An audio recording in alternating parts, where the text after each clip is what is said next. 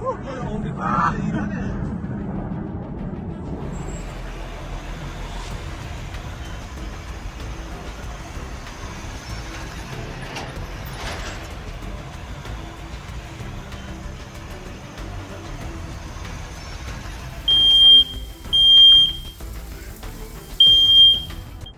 فهد مضروب الشارع। Middle east में महायुद्ध छिड़ चुका है। शनिवार की सुबह अमेरिका और इसराइल की मिसाइलों ने ईरान के आसमान को दहला दिया। लेकिन इस युद्ध के बीच सबसे चौंकाने वाली खबर सरहद के उस पार से आई है।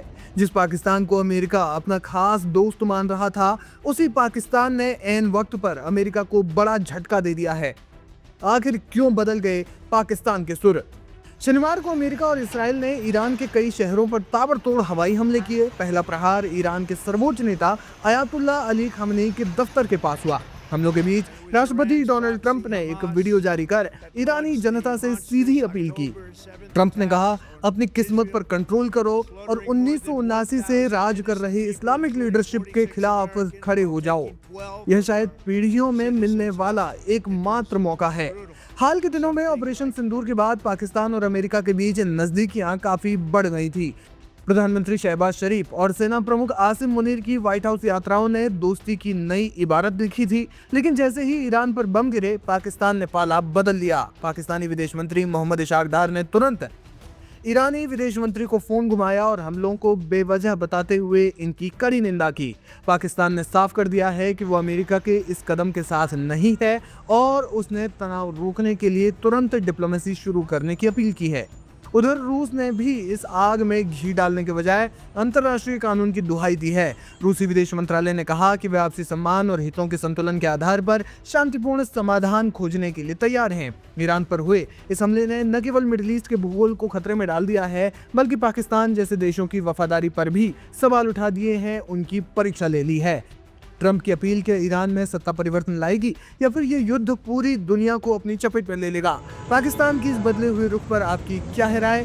क्या अमेरिका पाकिस्तान की दोस्ती में दरार आ गई है? कमेंट बॉक्स में जाकर हमें जरूर बताएं। और ऐसी ही तमाम अपडेट्स के लिए बने रहिए हमारे साथ, देखते रहिए लाइव हिंदुस्तान।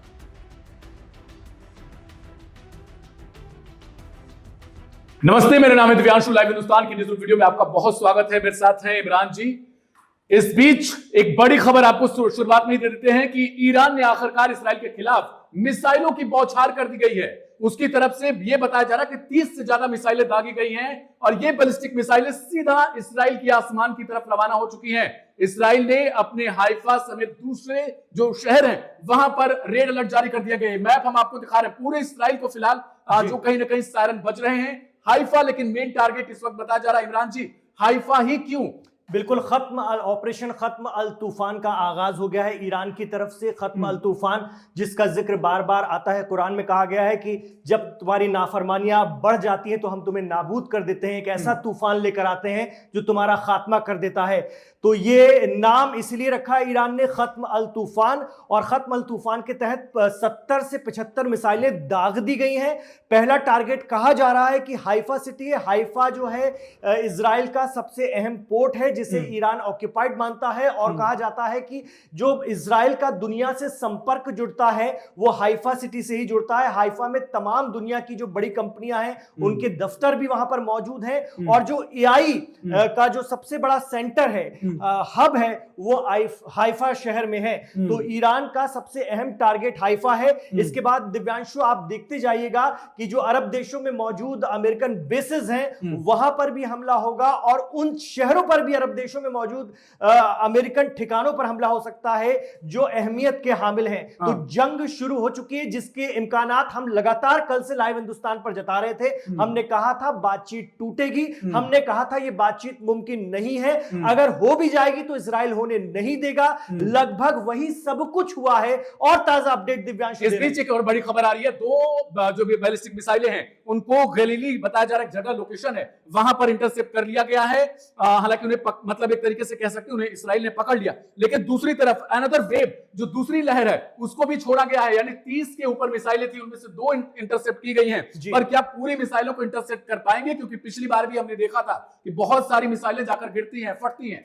अभी देखते जाइए होता है क्या।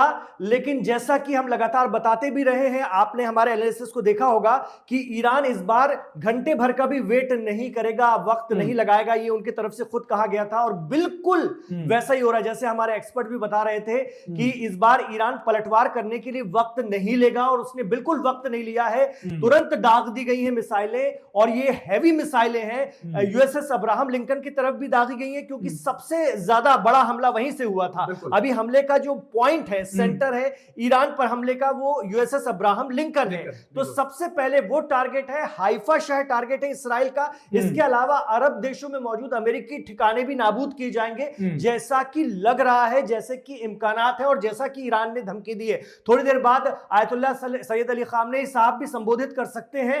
उनके घर पर भी हमला हुआ है, वो घर पर नहीं थे, उनका घर पूरी तरह से तबाह कर दिया गया है। ऐसी भी खबरें आती रही है। इस वक्त बड़ी खबर जो आ रही है, आपको बता दें दिव्यांशु, क्या अपडेट है आपके पास? बिल्कुल, अभी इस वक्त ये भी खबर आ रही है कि जो है वो कहीं ना कहीं जो अमेरिकन नेवी है उसकी साइड भी यूएसएस अब्राहम लिंकन, जैसा आप बता रहे थे, वो बिल्कुल सही खबर है। उधर भी मिसाइलें छोड़ दी गई हैं। इस वक्त हाइफा पे अगर बात करें तो वहां आवाजाही जो है वो पूरी तरीके से बंद कर दी गई है क्योंकि कोस्टल एरिया है इसराइल का, और बताया जाता है कि बहुत तरीके से, जैसे आप कह सकते हैं कि कहीं ना कहीं वहां एक तरीके से उद्योगपति या उद्योग बहुत ज्यादा हैं। तेल की भी सप्लाई शायद वहीं से होती है, हाइफा अहम सेंटर है। जी जी। तो इस वजह से वहां को निशाना बनाया गया है। फिलहाल और मिसाइलें छोड़ी गई हैं, ऐसी भी खबर आ रही है कि लगातार एक के बाद एक इतनी मिसाइलें मारी जा रही हैं जिससे इसराइल का सिस्टम, एयर डिफेंस सिस्टम पूरी तरीके से कोलैप्स हो जाए, जैसा हमने पिछली बार देखा था। रमजान शांतिपूर्ण नहीं रहेगा, ये हम पहले रमजान से, पहले रोजे से कह रहे हैं कि रमजान शांतिपूर्ण इस बार मिडिल ईस्ट के लिए नहीं रहने जा रहा है। वो आकलन भी हमारे दर्शकों के सामने जो हमने रखा हमारे एक्सपर्ट्स के हवाले से एकदम सटीक साबित हुआ है। कल रात आपने खुद कहा था दिव्यांशु की बस कुछ ही घंटे शेष हैं और ये हुआ, और दिन में हमला हुआ है। वजह ये बताई जा रही है कि दिन में हमला इसलिए किया गया है ताकि लोग सड़कों पर आए। जितना समझ में आ रहा है हमारे एक्सपर्ट्स के हवाले से कि ये रिजीम को बदलने की पहली कवायद है कि इस्लामिक रेवोल्यूशन को पलट दिया जाए। अगर आवाम सड़कों पर निकल आए हमलों के बाद तो इस्लामिक रेवोल्यूशन को पलटने में आसानी होगी। आप बता रहे थे, जो हमारे लगातार खबरें आ रही हैं, कि क्या आईआरजीसी यानी पासदारान इस्लाम को भी बड़ा नुकसान हुआ है इन ताजा हमलों से? बिल्कुल, ये खबर निकलकर सामने आ रही है। खुद ईरानियन जो चैनल है उनकी तरफ से भी बताया गया कि बहुत बड़ा नुकसान एक तरीके से आईआरजीसी को हुआ है। दूसरी तरफ जिस बात का जिक्र अभी आप कर रहे थे कि दिन में क्यों हुआ है, डोनाल्ड ट्रंप की तरफ से भी, राष्ट्रपति अमेरिका, उनकी तरफ से भी जस्ट कुछ ही देर पहले बयान आया है। वो कह रहे हैं कि जो ईरानी लोग हैं वो घर से बाहर ना निकले, हमें उनकी चिंता है क्योंकि बॉम्ब गिरेंगे, बहुत ज्यादा गिरेंगे, और ये एक तरीके से उनकी तरफ इशारा है कि ये अंतिम है, युद्ध समझ लो आप। और वो ये भी कह रहे हैं अभी हम कुछ देर में सब कुछ बदल देंगे, उसके बाद आप अपना देश ले लेना वापस हमसे। तो ये कहीं ना कहीं जो दिन की बात कर रहे हैं आप, तो ये बिल्कुल वही तरीका हो सकता है। उन्होंने जिस तरीके से कल खैबर निकली और लगातार हमने इस बात को कहा था कि खैबर निकली है, हैदर खैबर होगा। वो आखिरी अलामत थी, आखिरी प्रतीक था, एक सिग्नल था कि खैबर जब निकली है तो निश्चित तौर पर जो है बहुत चीजें बदल चुकी हैं, बिगड़ गई हैं। और बार बार जो बात कही जा रही थी, कल तक जो मीडिया बता रहा था कि बातचीत बहुत अच्छी रही है और अगले दौर के लिए बैठेंगे, लेकिन हमने लगातार कहा लाइव हिंदुस्तान पर, ये बातचीत टूटेगी क्योंकि इस बातचीत का बेस ही नहीं है, कोई बेस ही नहीं है। ईरान ने सारी उन शर्तों को मानने से साफ इनकार कर दिया था और खुलकर कहा था कि ऐसा कोई भी दबाव और प्रेशर हम बर्दाश्त नहीं करेंगे, और वही हुआ है। और इसराइल, जैसा कि हम लगातार कह रहे थे कि इसराइल इस चीज को कामयाब होने नहीं देगा, वो पहले मारेगा, और उसने बिल्कुल वैसा ही किया।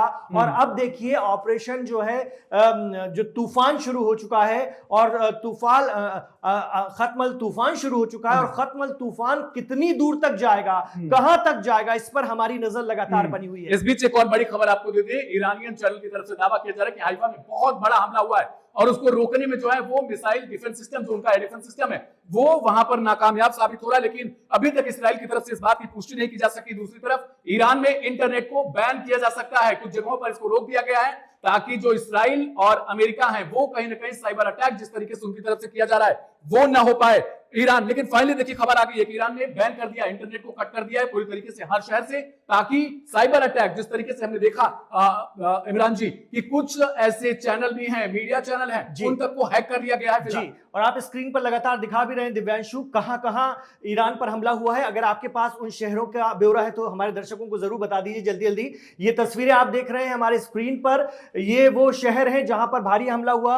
प्राइम मिनिस्टर बेंजामिन नेतन्याहू और उनकी पूरी टीम इस पर नजर बनाए हुए है और ईरान का भी पलटवार हो चुका है। बिल्कुल जिस वक्त हम ये बात कर रहे हैं ईरान का पलटवार हो चुका है। 70 से 75 मिसाइलें अपने हदफ की तरफ, अपने लक्ष्य की तरफ निकल गई हैं। हम और लेकर अपडेट हाजिर हो रहे हैं जी, जल्दी से बता दीजिए। एक छोटी सी अपडेट देते हैं कि ईरान के मिनिस्ट्री ऑफ इंटेलिजेंस पर हुआ है, इसके अलावा ईरान के मिनिस्ट्री ऑफ डिफेंस पर हुआ है, सुप्रीम लीडर ऑफिस पर हुआ है, इसके अलावा ईरानियन एटॉमिक एनर्जी एजेंसी पर हुआ है, परचीन पर हुआ है, कॉम पे हुआ है, इसके अलावा तेहरान के अलग अलग हिस्सों में हुआ है। इस्फहान के कई ठिकानों पर, इस्फहान जो जहां पर ये साइट है, न्यूक्लियर साइट है, वहां पर भी कई ठिकानों पर बताया जा रहा हमला हुआ है। फिलहाल लगातार अपडेट जो है वो लाइव हिंदुस्तान पर आपको स्पिरिचुअल सिटी कुम पर हुआ है और कुम पर बहुत अहम इमाम रजा का मकबरा है और बहुत अहम शहर है और कुम पर अटैक हुआ है। निश्चित तौर पर ईरान बहुत तगड़ा पलटवार करेगा, उसको हम लगातार कवर कर रहे हैं। आप रहिए लाइव हिंदुस्तान के साथ।